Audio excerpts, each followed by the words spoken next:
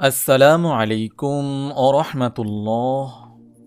যে কারণে রাসূল সাল্লাল্লাহু আলাইহি ওয়াসাল্লাম শাবান মাসে বেশি রোজা রাখতেন। দিন রাতের আবর্তন হল আল্লাহ তাআলার সৃষ্টি রহস্যের অনুপম নিদর্শন। এই আবর্তনের মাধ্যমে মানুষ সময়ের হিসাব নির্ধারণ করে। এই বিভাজিত সময়ের মধ্যে মহান আল্লাহ তাআলা বিশেষ বিশেষ কিছু সময়ের বিভিন্ন ধরনের ইবাদত নির্ধারণ করেছেন।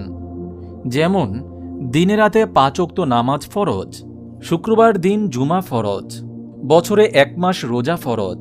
ফরজের পাশাপাশি বিশেষ বিশেষ সময়ে কিছু নফল ইবাদত আছে যা পালন করলে এর প্রতিদান অন্য সময়ের চেয়ে বহুগুণ বেড়ে যায়। আল্লাহ তাআলার পক্ষ থেকে ক্ষমা ও পুরস্কার প্রাপ্তির সময়গুলো বারবার আমাদের সামনে ঘুরে ফিরে আসে। বুদ্ধিমান মুমিন এই সময়গুলোকে কাজে লাগায়। শাবান মাস এ ধরনের নফল ইবাদতের জন্য অত্যন্ত গুরুত্বপূর্ণ একটি মাস। শাবান মাসের আগমনে মুসলিম হৃদয়ে আনন্দ ও খুশির অনুভূতি তৈরি হয়, কেননা শাবান মাসের পরই আগমন ঘটে মুমিনের অন্যতম প্রিয় পবিত্র রমজান মাসের। এ মাস থেকেই চরম উৎসাহ উদ্দীপনার সঙ্গে মুসলমানরা রমজানের প্রস্তুতি গ্রহণ করে। যে ৬ কারণে রাসূল সাল্লাল্লাহু আলাইহি ওয়াসাল্লাম শাবান মাসে বেশি রোজা রাখতেন তা হল: নম্বর ১, এ মাসে বান্দার আমল আল্লাহর কাছে পেশ করা হয়। শাবান মাসে রাসূল সাল্লাল্লাহু আলাইহি ওয়াসাল্লাম বেশিরভাগ দিনে রোজা পালন করতেন। ওসামা বিন জায়েদ রাদিয়াল্লাহু তাআলা আনহু বলেন, আমি প্রিয় রাসূল সাল্লাল্লাহু আলাইহি ওয়াসাল্লামকে জিজ্ঞেস করেছি, হে আল্লাহর রাসূল, শাবান মাসে আপনি যেভাবে রোজা রাখেন সেভাবে অন্য কোনো মাসে রোজা রাখতে আপনাকে দেখিনি। রাসূল সাল্লাল্লাহু আলাইহি ওয়াসাল্লাম বলেন, রমজান ও রজবের মধ্যবর্তী এই মাসের ব্যাপারে মানুষ উদাসীন থাকে। এটা এমন এক মাস যে মাসে বান্দার আমলকে বিশ্বজগতের রব আল্লাহর কাছে পেশ করা হয়।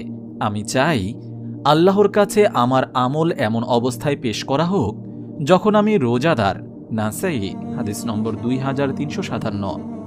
আয়েশা রাদিয়াল্লাহু তাআলা আনহা বলেন, আমি রাসূল সাল্লাল্লাহু আলাইহি ওয়াসাল্লামকে এ মাসের তুলনায় অন্য কোনো মাসে এত বেশি রোজা রাখতে দেখিনি।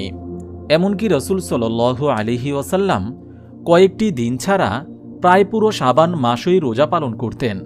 সহিহ মুসলিম, হাদিস নম্বর 1156। সাধারণত বান্দার আমল আল্লাহর কাছে ৩ ভাবে উপস্থাপন করা হয়। প্রথমত, প্রতিদিনকার আমল প্রতিদিন; দ্বিতীয়ত, প্রতি সপ্তাহে; এবং তৃতীয়ত, বৎসরে একবার আল্লাহর দরবারে পেশ করা হয়। দৈনিক আমল প্রতিদিন ফজর ও আসরের নামাজের সময় আল্লাহর কাছে বান্দার আমল পেশ করা হয়। ওই সময়ে ফেরেশতাদের দায়িত্ব পরিবর্তন হয়। সাপ্তাহিক বলতে প্রতি বৃহস্পতিবার আল্লাহর কাছে বান্দার আমল পেশ করা হয়। আবু হুরায়রা রাদিয়াল্লাহু তাআলা আনহু বলেন, আমি প্রিয় রাসূল সাল্লাল্লাহু আলাইহি ওয়াসাল্লামকে বলতে শুনেছি, প্রতি বৃহস্পতিবার জুমার রাতে বনি আদমের আমল আল্লাহর কাছে পেশ করা হয়, কিন্তু আত্মীয়তার সম্পর্ক ছিন্ন করেছে এমন ব্যক্তির আমল কবুল হয় না। নম্বর ২, শাবান মাসের মধ্য রজনীতে গুনাহ মাফের সুসংবাদ। শাবানের মধ্য রজনীকে বলা হয় লাইলাতুল বরাত বা ভাগ্য রজনী। এটি অত্যন্ত মর্যাদাপূর্ণ একটি রাত। এ রাতে আল্লাহ তাআলা বান্দার পাপরাজি ক্ষমা করে দেন, দুনিয়া ও আখিরাতের নিয়ামত দিয়ে ধন্য করেন। মুআয ইবনে জাবাল রাদিয়াল্লাহু তাআলা আনহু বলেন, রাসূল সাল্লাল্লাহু আলাইহি ওয়াসাল্লাম বলেছেন, আল্লাহ তাআলা অর্ধ শাবানের রাতে সৃষ্টির প্রতি দৃষ্টি দেন এবং মুশরিক ও বিদ্বেষ পোষণকারী ছাড়া আর সবাইকে মাফ করে দেন। নম্বর ৩, রমজানের পূর্ব প্রস্তুতি গ্রহণ করা। প্রিয়নবী সাল্লাল্লাহু আলাইহি ওয়াসাল্লাম পবিত্র রজব ও শাবানে রমজানের পূর্ব প্রস্তুতি গ্রহণ করতেন এবং মানসিকভাবে তৈরি হতেন। এ কারণেই তিনি পবিত্র শাবানের দিন ও তারিখ গুরুত্ব সহকারে হিসাব রাখতেন। আয়েশা সিদ্দিকা রাদিয়াল্লাহু তাআলা আনহা বর্ণনা করেন, রাসূল সাল্লাল্লাহু আলাইহি ওয়াসাল্লাম শাবান মাসের তারিখ এতটাই মনে রাখতেন যতটা অন্য মাসের তারিখ মনে রাখতেন না। শাবানের ২৯ তারিখ চাঁদ দেখা গেলে পরের দিন রমজানের রোজা রাখতেন, আর সেই দিন আকাশ মেঘাচ্ছন্ন থাকলে শাবান ৩০তম দিন পূর্ণ করে রমজানের রোজা শুরু করতেন। সুনানে আবু দাউদ হাদিস নম্বর 2327। সুতরাং পবিত্র শাবান মাসের দিন তারিখের হিসাব রাখাটা প্রিয় নবীজির সুন্নত এবং মুমিনের জন্য কল্যাণকর। নম্বর 4, আগের কাজা রোজা এ মাসের মধ্যে আদায় করা। ইসলামী শরীয়তের বিধানের আলোকে বিগত রমজানের রোজা যাদের কাজা আছে তাদের আসন্ন রমজান শুরু হওয়ার আগেই কাজাগুলো আদায় করে দিতে হবে, কেননা শরীয়ত সম্মত ওজর বা বৈধ কারণ ছাড়া কাজা রোজা আদায়ে বিলম্ব করা উচিত নয়। আয়েশা রাদিয়াল্লাহু তাআলা আনহা বলেন, আমার উপর রমজানের যেসব কাজা রোজা থাকত সেগুলো শাবান মাসের ভেতর আদায় করে ফেলতাম। সহিহ মুসলিম হাদিস নম্বর 1146। নম্বর 5, শাবান মাসে রমজানের প্রস্তুতি।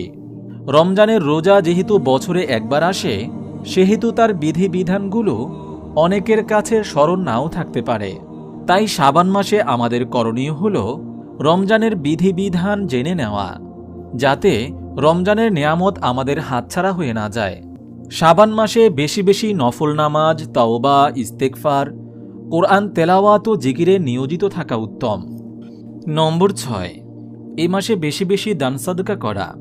আনাস ইবনে মালিক রাদিয়াল্লাহু তাআলা আনহু বলেন, প্রিয় নবীজির সাহাবায়ে কেরাম শাবান মাসে চাঁদ দেখলে বেশি বেশি কোরআন তেলাওয়াতে মশগুল হয়ে পড়তেন। অন্য বর্ণনা রয়েছে, যাদের ওপর জাকাত ফরজ হয়েছে তারা মালের জাকাত আদায় করে দিতেন, যাতে গরিব ও অসহায় মুসলমানদের রোজা রাখার ব্যবস্থা হয়ে যায়। বিচারকরা কয়েদিদেরকে ডেকে শাস্তির হকদার হলে শাস্তি দিতেন, না হয় মুক্তি দিয়ে দিতেন। সুতরাং প্রত্যেক মুমিনের উচিত শাবান মাসকে ইবাদত বন্দিগির মাধ্যমে অতিবাহিত করা এবং রমজানের পরিপূর্ণ প্রস্তুতি গ্রহণ করা। আপনি যদি এরকম ভিডিও আরও পেতে চান তাহলে এই চ্যানেলটি সাবস্ক্রাইব করে পাশে রাখা বেল আইকনটি অন করে দিন।